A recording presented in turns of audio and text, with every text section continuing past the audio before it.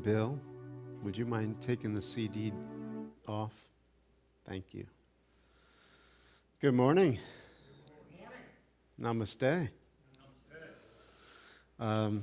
Let's start there. Let's start with Namaste this morning. So, as you probably know, it's the light in me honors the light in you.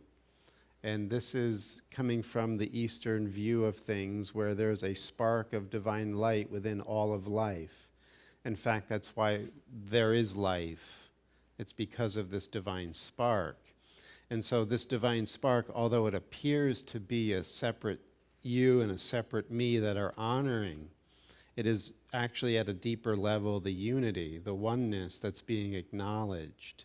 And it's within this state of bringing the two poles or the two masculine and feminine aspects of ourself together, the sun and the moon, that we have this third state or this transcendent state where we go beyond the pairs of opposites or duality and we recognize the unity. We recognize the one self that we are. And it's in honoring the one self that we come to this state of peace, understanding, knowledge, and love, right? And so when we say this morning, we also recognize that we are in a process of becoming or remembering that unity consciousness. And so that's the whole purpose of a spiritual practice and a spiritual tradition, is to bring us back into harmony or oneness with who we really are as the divine spark.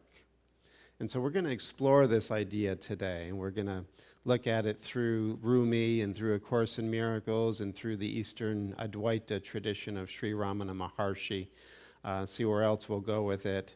It's kind of like jazz here on Sunday morning.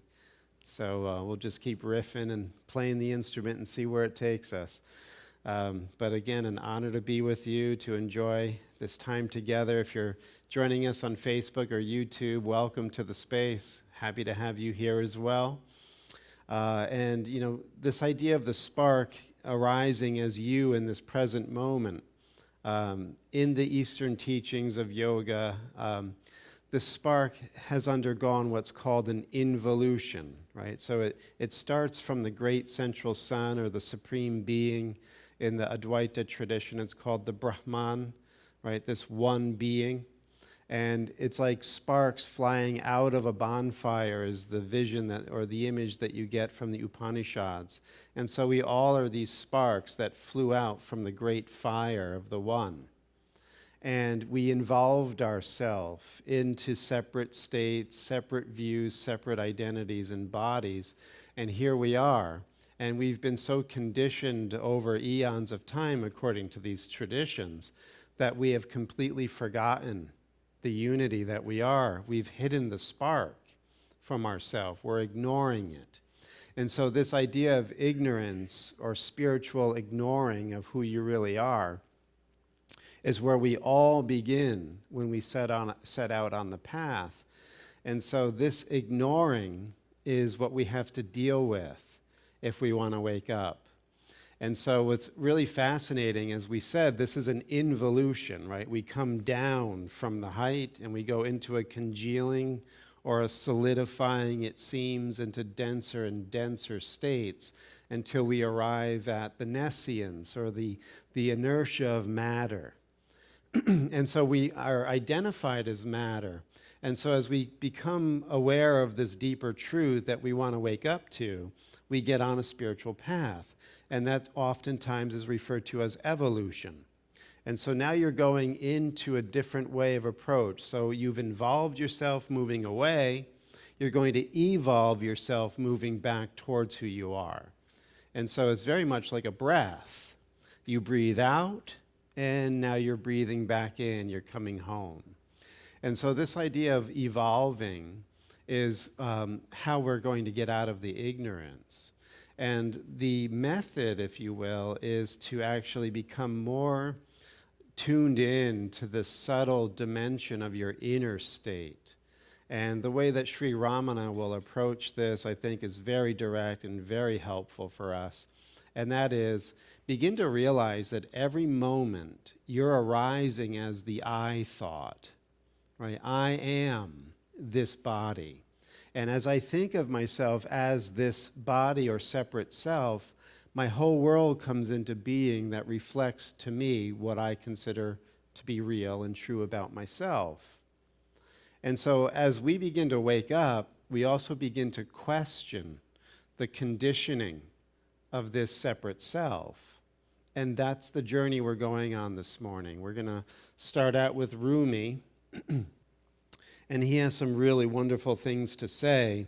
First, about our spiritual traditions to begin with, because one of the pitfalls or subtle traps that we can get involved in is that when we do want to wake up, we identify with a spiritual tradition. And then it becomes my tradition. And these traditions oftentimes become, the enclaves in which we still wage our ego wars and create more divisions and more separations and hostilities. And so there's still this competitiveness, this debate that goes on when we still are involved as the separate self, even in a spiritual tradition. So Rumi has a nice remedy of seeing through this spiritual ignorance or sectarianism. And this comes from the poem Only Breath.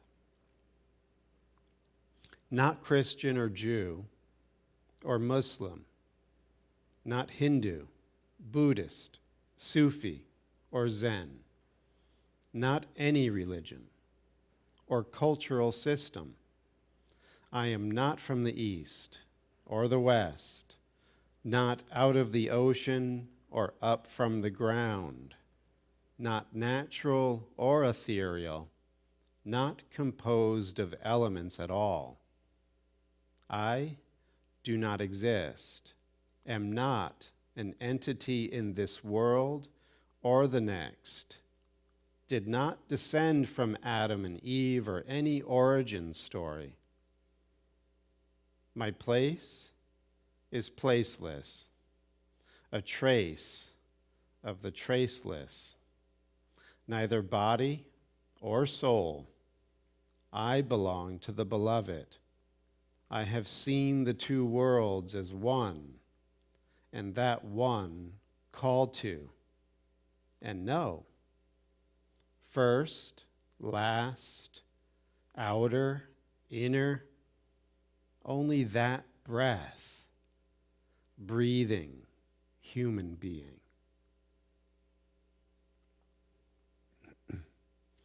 So, as I had said, when we begin this journey of evolution, one of the primary first steps is subtilizing your intelligence, becoming more and more sensitive to the subtle flow of this inner state of divine breath, and begin to focus on that. In other traditions, it's called the self. Rumi here is calling it breath or beloved, but it's your one unity consciousness that we all are. And as we begin to sensitize and subtilize our perception to feel that, it will naturally take us inward, right? This is the current. In Buddhism, it's called bodhicitta. It's the illumined bodhi, or rather the illumined chitta, the illumined mind. And what's fascinating, and they point this out within the teachings of Buddhism, and that is when you begin to get into the current of bodhicitta, it's a means and the end. It is the vehicle and the destination. And so when you begin to subtilize your intelligence, your sensitivity, and you enter that stream of illumined awareness, you actually learn more and more how to let go, how to relax. And it, like a conveyor belt, will actually take you to the destination. Right? It's a very interesting approach. It's a surrendered approach. It's taking refuge in something greater than yourself, because you're actually not the self you think you are. You're greater than the self you think you are. So the illumined mind is going to bring you there. This going there really is a way of letting go, relaxing, identifying or discerning what you're not, and no longer investing in it. So that's where Rumi will take us next.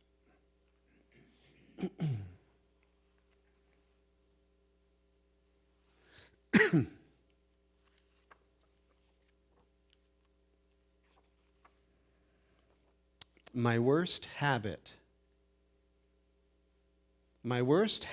is I get so tired of winter, I become a torture to those I'm with. If you're not here, nothing grows. I lack clarity. My words tangle and knot up. How to cure bad water? Send it back to the river. How to cure bad habits? Send me back to you. When water gets caught in habitual whirlpools, dig a way out through the bottom to the ocean. There is a secret medicine given only to those who hurt so hard they can't hope. The hopers would feel slighted if they knew. So he says a lot here. First of all, he refers to habitual whirlpools. So remember, there's only one self, one reality. Even now, we're swimming in it. It is everything that we see, sense, smell, touch, taste, and hear. There is no second. It is advaita, no two-ness. And yet, because we have a feverish mental conditioning, we're splitting ourselves away from it, and we're seeing a world like diplopia, like you're seeing two-ness, where there's really oneness. And it's a fever. It's a habitual, conditioned way of reacting. And so he calls this a habitual whirlpool. And you know, a whirlpool is made of the same substance as the greater body of water, but it temporarily takes a separate form, a vortex within the oneness. And that's what our habitual egoic consciousness is. It's a constriction and a torsion field within the one oceanic presence. And because we're all knotted and twisted up and tight, we are misperceiving as a result, because that little spark in us is generating what it feels, senses, and sees within the tension. And so it created a whole fantasy reality, a dreamscape, where two-ness does appear to be real.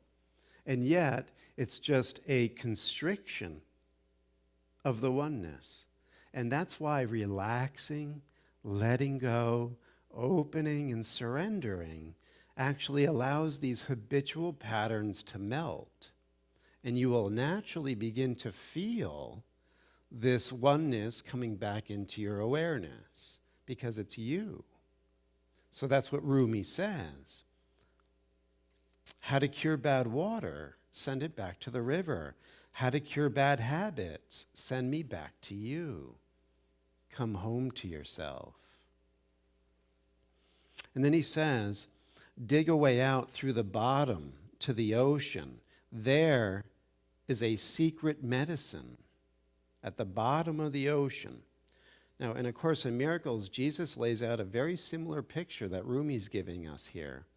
In the Course's view of the psyche, we have a consciousness at the top of the iceberg. And that's where we are currently as this waking state. And the consciousness has the function of choosing and discerning different impulses. It's a choice maker.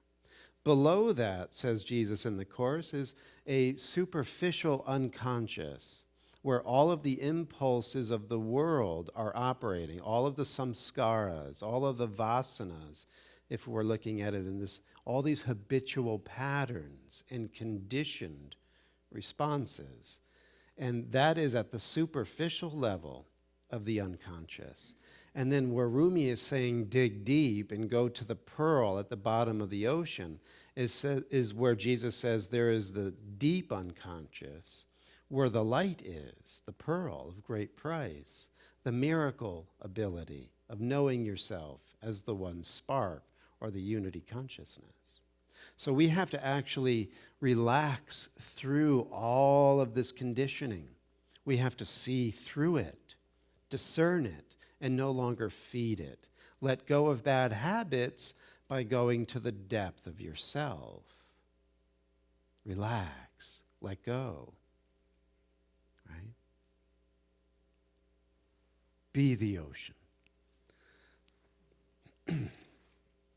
But remember what Rumi says, this secret medicine is given only to those who hurt so bad that they can't hope.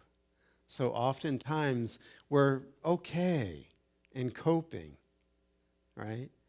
At the superficial level.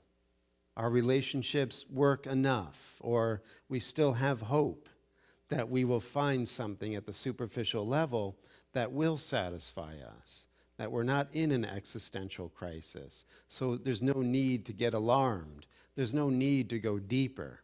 We'll figure it out somehow. We'll elect the next right person, and we'll go to the bar tonight and see if we can find somebody that meets our fancy. And so this is the way that we cope. But when you're hurting so bad that you have no hope, that's oftentimes what's required for you to break through the false floor and go to the bottom of your ocean and no longer want to be the self that you're not. So in Buddhism, again, there's something called the Wheel of Life or the Bhava Chakra. And if you've ever seen the Wheel of Life, it shows the 6 transmigratory states of samsara. So you have where you can incarnate in this wheel. You can be a god, you can be a demon, you can be a human, you can be an animal, you can be a hell being, and you can be a preta or a hungry ghost. And held in the wheel is held in the claws of the god of death, right? And so this is, according to the Buddhist psychology, where that spark will transmigrate life after life on the wheel depending on your karma. And what is also shown in the wheel at the very hub of it is the pig, the rooster, and the snake. And the pig is the ignorance. The rooster is the pride or the arrogance or the lust. And the snake is the fear or the aversion or the anger or the hatred. And so what the Buddhist psychology is saying, and this really is depth psychology, because they see it beyond just the little life of this pigeonhole existence. They're saying that our spark is occluded or veiled by these impulses of the pig, the snake, and the rooster. And that is, the pig is, we're not looking at who we are. We're ignoring it. We're forgetting it. We're veiling it. And when we veil it, we're the individual. And the individual is driven by the impulses of lust and fear, attraction and aversion, desire and hatred. And we are, as a result of that, driven into karma. And we keep compounding our suffering and finding ourselves, depending on our good or bad karma, going into these different states of existence. So to awaken from this dream of samsara, to get off of the wheel of death, you have to go to the depth of your ocean. This is where the Buddha nature is, or this pearl of great price that Rumi is talking about. And so what happens then is that we must get into a place where we are hopeless in finding any lasting satisfaction in the wheel of samsara. So it's grace. when you reach that place. For the ego, it's the temper tantrum of why can't I get my way? Why does it always have to be so hard? Why all of my life, or whatever the story is, do people disappoint or abandon or betray? All of that can be used as fuel to bring you to a state where you see the world as it really is. An illusion, a mirage, where there is no hope. Money won't do it. Sex won't do it. Accolades won't do it. You get to that point where you see through it. It's the existential crisis. And of course, in Miracles, Jesus says we all have to get to that existential crisis. Once we do, we are then prime candidates for saying, screw it, what do you got to lose? Let's go in. Because there's nothing out there that I want. When we do go in, we find that we made the only sane choice available to us. And as we're going to see in a moment, this is the rebirth, the great awakening of the deeper you. So Rumi says it this way: wean yourself. Little by little, wean yourself. This is the gist of what I have to say. From an embryo whose nourishment comes in the blood, move to an infant drinking milk, to a child on solid food, to a searcher after wisdom, to a hunter of more invisible game. Think how it is to have a conversation with an embryo.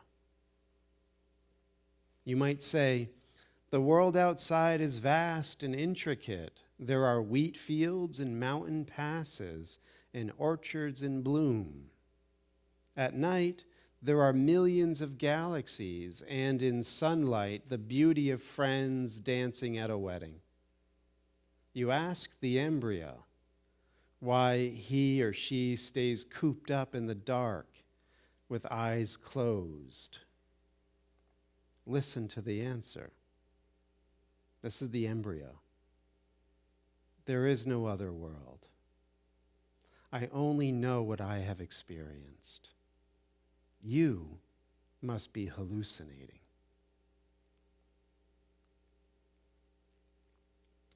So Rumi's giving us the one who is willing to take that risk, to go through that evolutionary process. As he had said, we all begin as embryos. First, we're feeding on the blood of the mother, then we're drinking milk, and then solid food, and then we're searching after wisdom.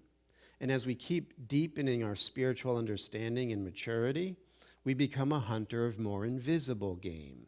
We subtleize our intelligence. We begin to pick up the current of that illumined mind, or bodhicitta, and we give ourselves to it.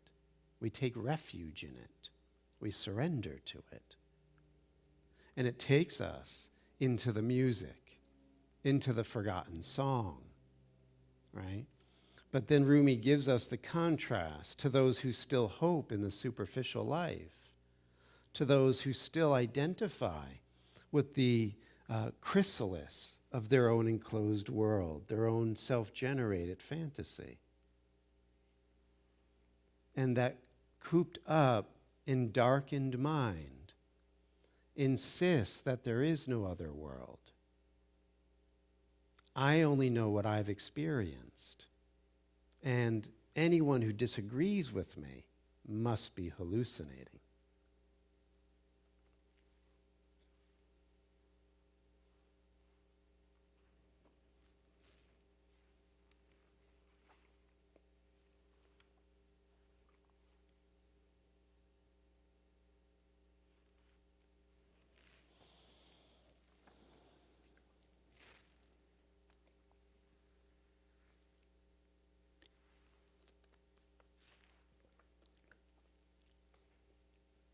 Last one from Rumi.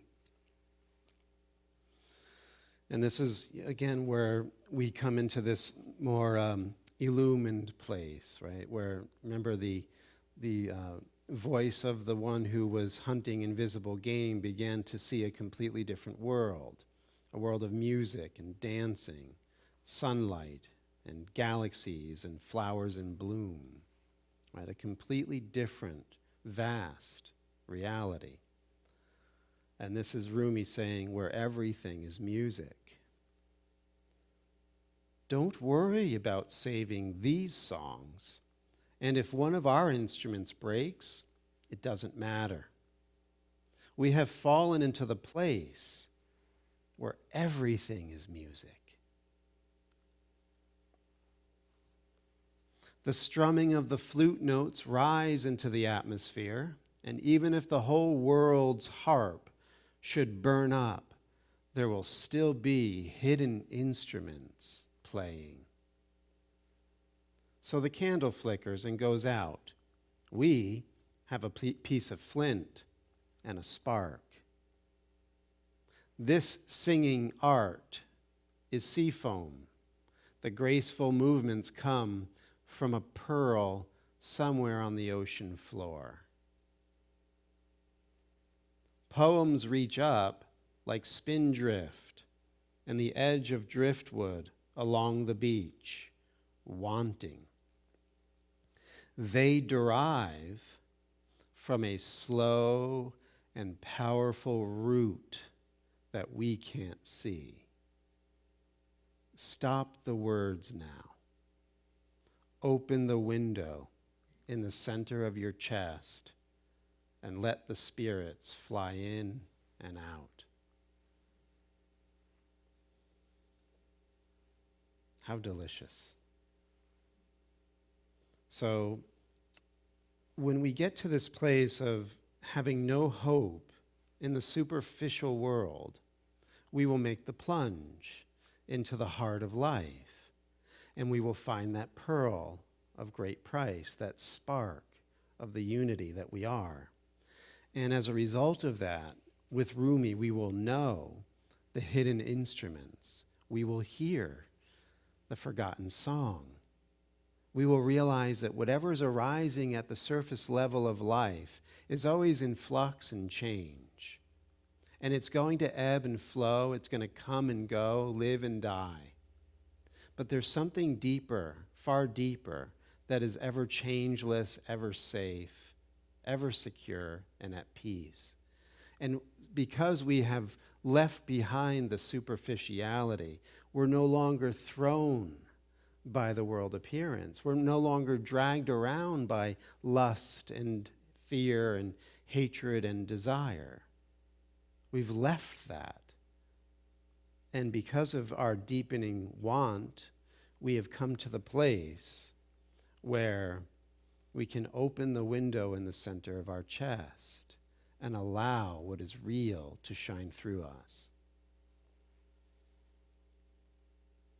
We can join the song again.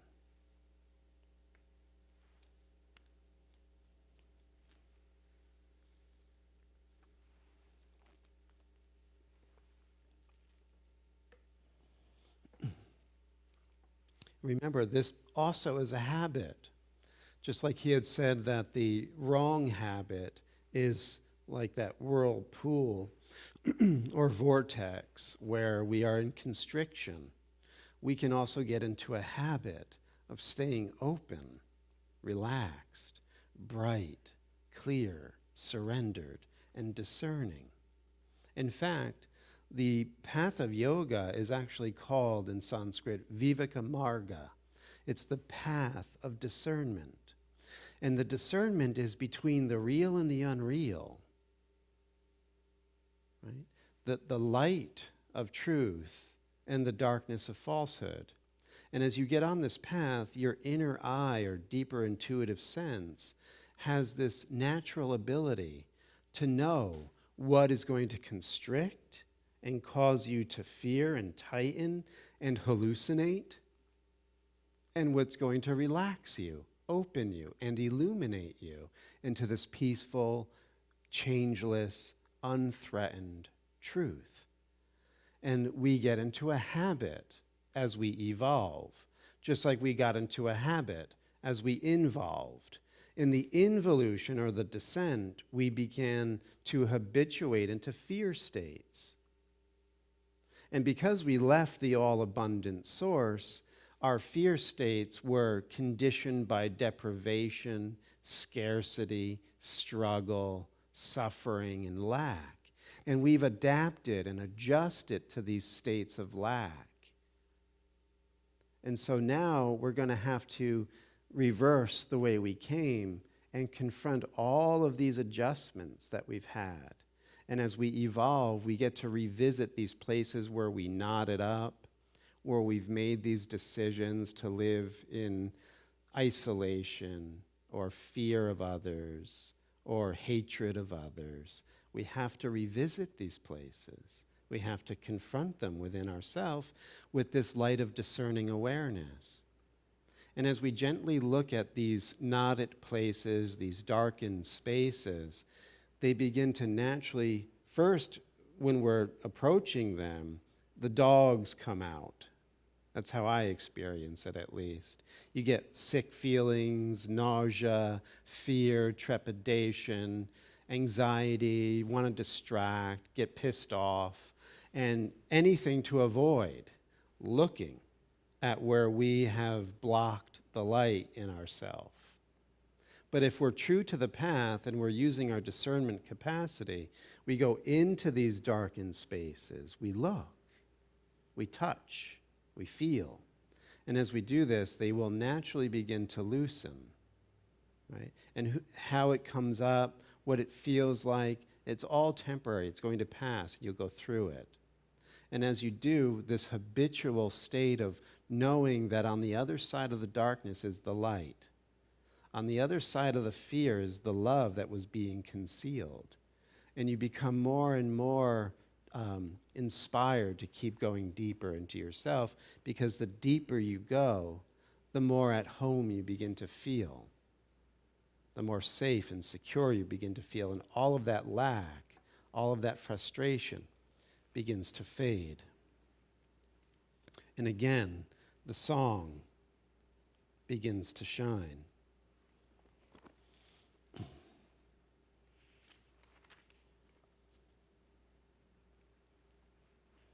So this is taken from A Course in Miracles. The section is called The Forgotten Song.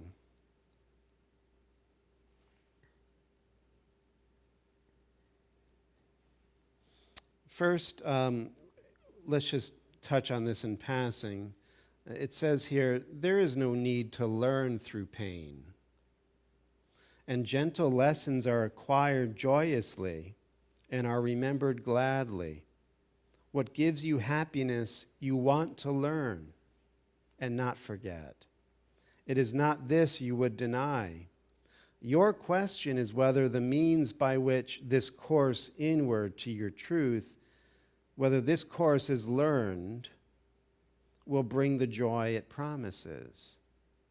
Right? Because this is also part of that inner journey. When you start to confront your denials, your fears, your unconscious blocks, sometimes we get so upset or triggered or in breakdown that we don't think that this is the right thing to do. We get deterred, we get frustrated, we get scared. And so we don't think that this is going to lead to the good that we thought it did. And so oftentimes when we're confronting these shadowy parts, it gets to be too much and we run away. But he's saying that if you take refuge in your true self, you will always have that inspiration, you will always get the strength and the motivation to keep going. And it will work, it will bring you the joy it promises. If you believed it would, the learning of this teaching would be no problem. He says to us at this stage that we are not happy learners yet, because we still remain uncertain that vision gives us more than judgment does. Vision is when we have this illumined state of awareness. Judgment is when we're still the separate self and we think we know.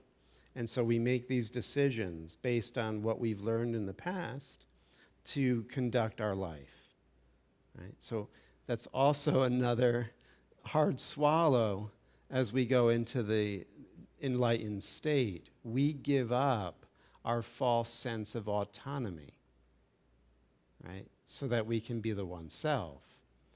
This false sense of autonomy is what really is driving the whole wheel of samsara. Again, in the Mahayana teachings of Lojong, or attitude training, it's referred to as self-cherishing. We love ourselves more than anything else, this little self, and we will defend it, protect it, kill for it, and we're probably doing that on a psychological level at times in this conversation, because this conversation is denying that that's you, and it's going to fight for its survival. It's going to insist it knows who it is, just like the embryo. And all of this is hallucination. So the self-cherishing has to go. Jesus in the Course calls it specialness. Specialness is how we have separated ourselves and blocked ourselves from this great light that we are. And we're not at peace. And we've been adjusting ever since with all of these substitutes and counterfeit remedies that never work. So when you've given up hope in all of that, you can start to realize you're not who you thought you were and follow the teaching that shows you who you are. He says the blind become accustomed to their world by their adjustments to it. They think they know their way about in it. They learned it not through joyous lessons, but through the stern necessity of limits they believed they could not overcome. And still believing this, they hold those lessons dear and cling to them because they cannot see, right? Like the embryo. They do not understand that all of this conditioning, all of these painful lessons, all of the self-limiting beliefs keep them blind. This they do not believe, and so they keep the world they learn to see in their imagination, believing that their choice is that or nothing. Right? Just like the embryo had said it. There is no other world. I only know what I've experienced. You must be hallucinating. This is the voice of that false self that knows the world it knows. It experienced it. Anything other than this world must be hallucination. This they do not believe, and so they keep the world they learn to see, and he has see in quotes, because you're not really seeing the world. You're seeing your projected fantasy of it, because what you would see in true vision is the one self, without an opposite.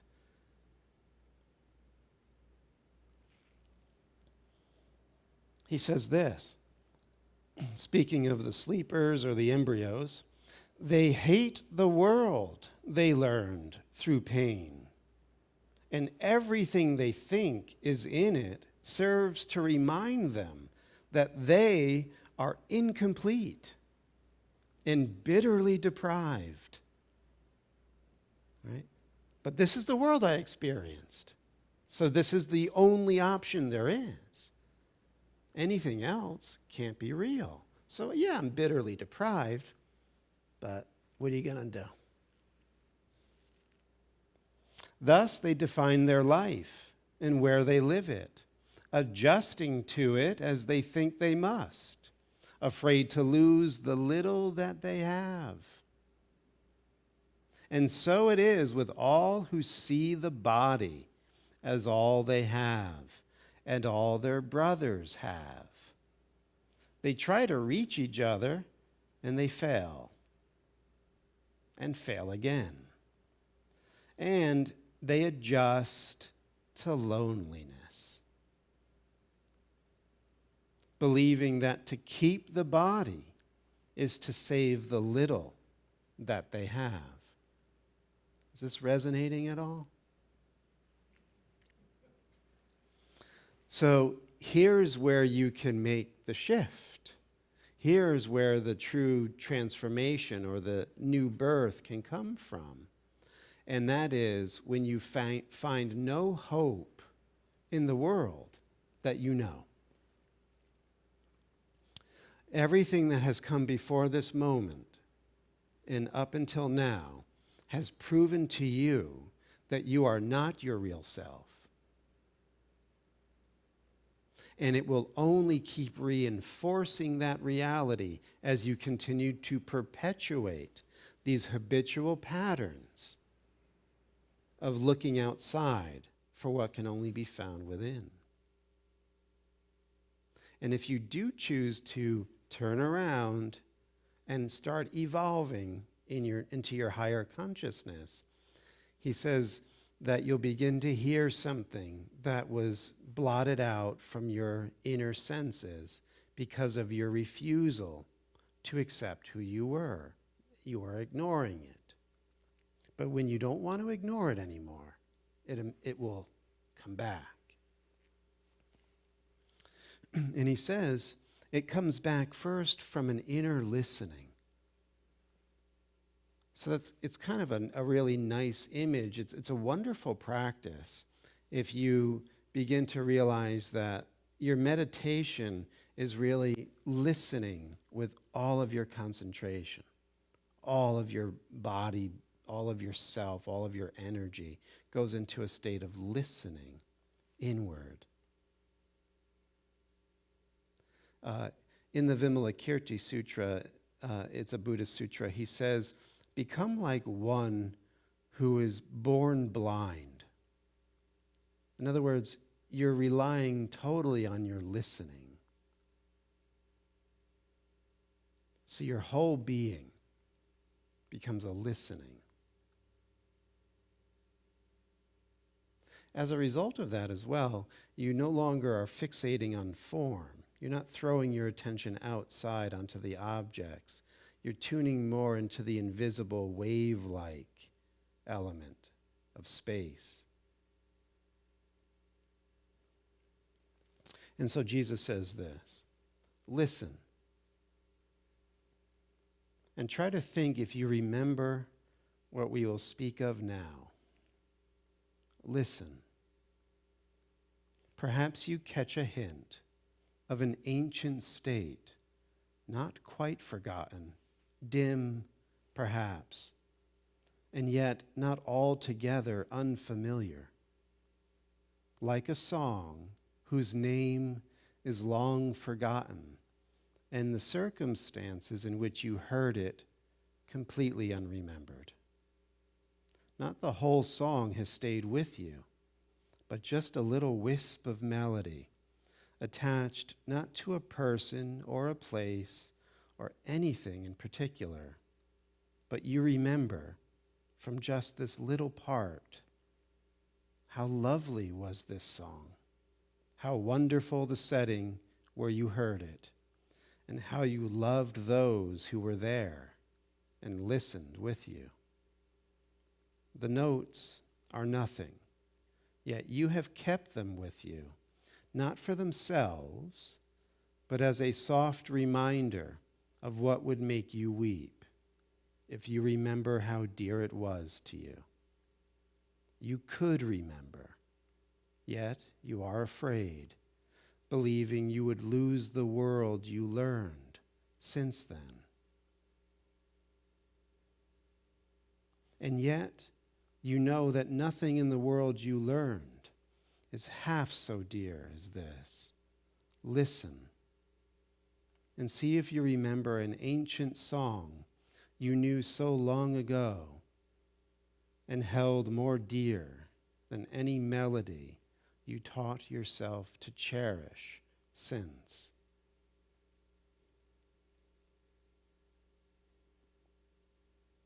Beyond the body, beyond the sun and stars, past everything you see, and yet somehow familiar, is an arc of golden light that stretches as you look into the great and shining circle.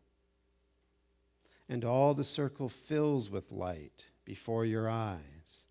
The edges of the circle disappear, and what is in it no longer is contained at all. The light expands and covers everything, extending to infinity, forever shining and with no break or limit anywhere. Within it, everything is joined in perfect continuity, nor is it possible to imagine that anything could be outside, for there is nowhere that this light is not.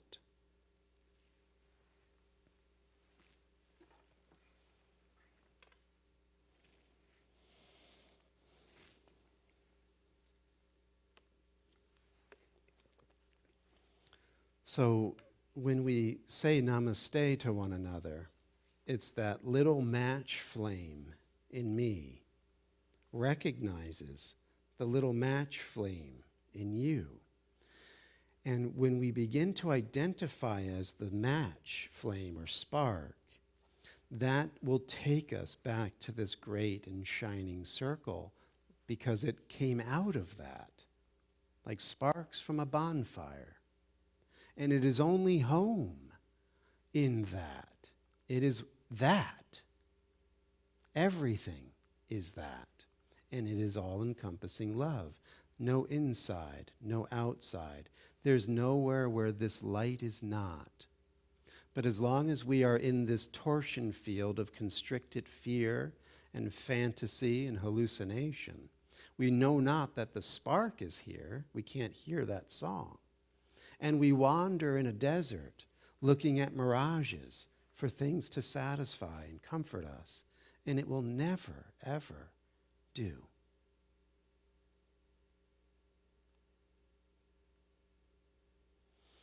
So namaste. Blue bag's going to go around. If you have any thoughts or questions, Dave? Yeah, I have a couple here. It's interesting. What goes through your mind as we're listening here today as a congregation? And I had a thought about, I said, thank you, Bob Callback, for being that irreverent disciple who helped me get started on the path to get here. And I'm thinking about the universal understanding, that the message has here. I've heard it said this way about that inner large self, and that being driven to the bottom of the ocean, and it was deep inside every man, woman, and child is the great reality. And I think, to me, that's exactly what that means. And there's only one route to get there. Hit your bottom, you know what it says? Yeah. And I was reading some of the Course in Miracles, actually just perusing it, which was kind of fun. There's a lot of information in there. And there was a section that talked about Jesus. And they said Jesus, came amongst the brethren here, and he came in the form of a man, so that he was kind of recognizable, and he was more believable readily. Mm-hmm. And it said he looked into the eyes of his brothers, and he saw Christ. And then he remembered God. Mm-hmm. Now, I'm going to be thinking about that for a long time, but it just struck me as a pathway, even Jesus, to be the example for us, Mm-hmm. to be a teacher. Yeah. Even he had to see God and remember. Yeah. And he saw it in his brothers, so it kind of followed that, come with me. So I just want to give to those who are joining us on Facebook and YouTube a summary of everything that you had just said. First, we're honoring Bob Kolbach, our dear brother, who introduced you to this service. And so much gratitude for Bob and for you being here as a result of his sharing. And then you had said that The spark of Christ mind or Christ light was recognized by Jesus as a man. And he saw that in the eyes of his brothers and sisters. And as a result of seeing that, that vision became a lived experience for him. So we all follow that same trajectory, that same path of waking up by giving and receiving this love to one another. Yeah, excellent. Thank you, Dave.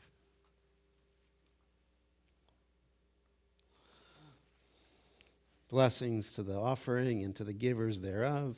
We honor this one gift as the light that it is, and may it go out as a blessing into the world, bringing hope that there is a path home. And so it is. Amen. Any other thoughts or questions?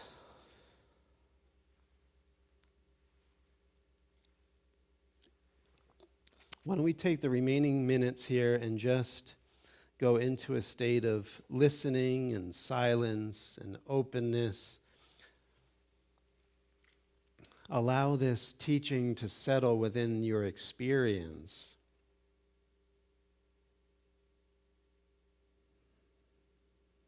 And as you begin to slow down your breathing and deepen the rhythm of it, feel this relaxation rippling through your whole body.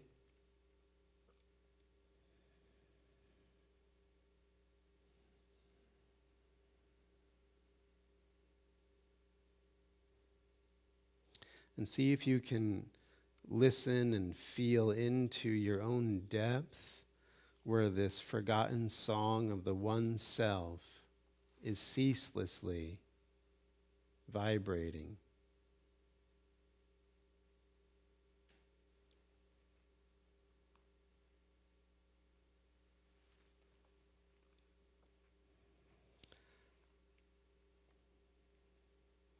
As Rumi had said, fall into the place where everything is music.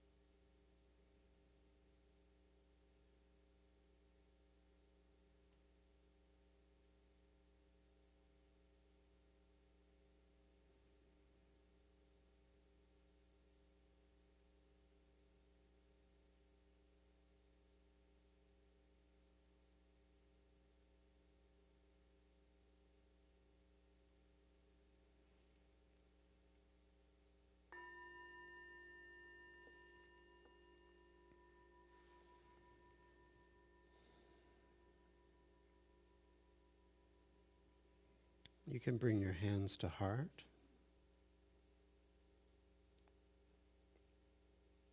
and sense that sacred spark of divinity within.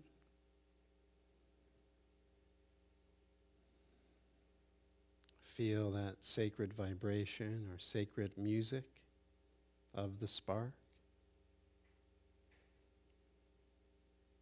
as it acknowledges the truth that the light of God surrounds us, the love of God enfolds us, the power of God protects us, and the presence of God watches over us. Wherever we are, God is. Amen.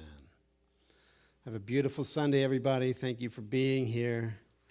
Love, peace, and joy. And if you are joining us on YouTube and Facebook, you can also donate. I failed to mention that before. Find the link at the bottom of the page. We greatly appreciate your support. Thank you. All right, everybody. Peace. Thank you. Thank